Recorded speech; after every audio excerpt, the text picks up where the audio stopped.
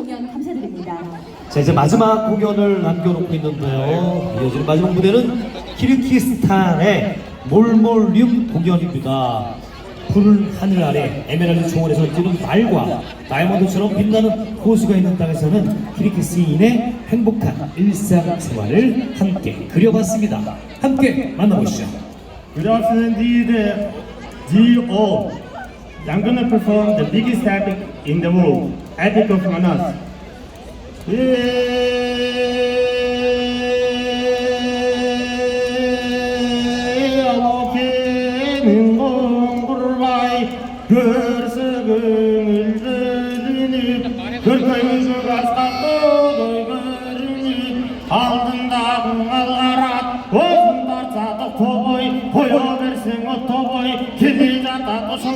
Atamın görür kontörü, Kıtayda bilgen çontörü, basın ötken jerinden, çalıdan gökten tigendey, 18 bin alandı, kırgın dolu öйgendey, Münno sondu kondurbay, türlü su kapırray, algaraсын bastırsa, arkasında kuyundap, şeytan oynop жатқандай, Münno sondu kontörü, Kıtayda bilgen çontörü, basın ötken jerinden, jakın gelip karasa, algaraсын burdemin, karasan kagantırаған çıgana saldың abatı.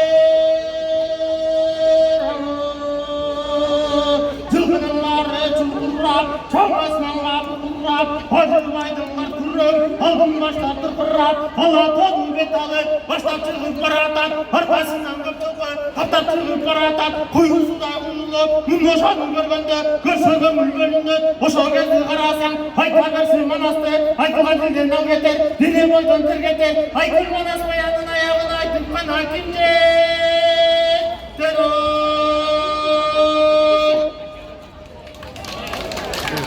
끝이야? 유행하고 끝이야? 자, 갑니다.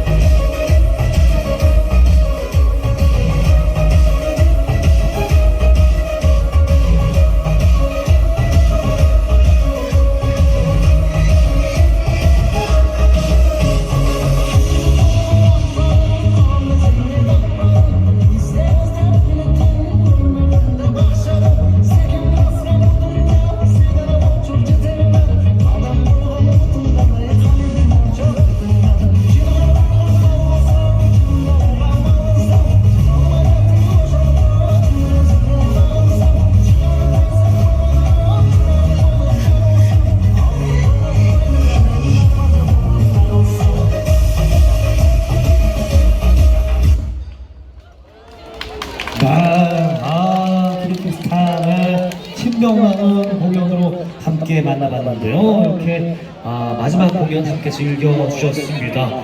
이제 코레이드를 준비하고 있습니다.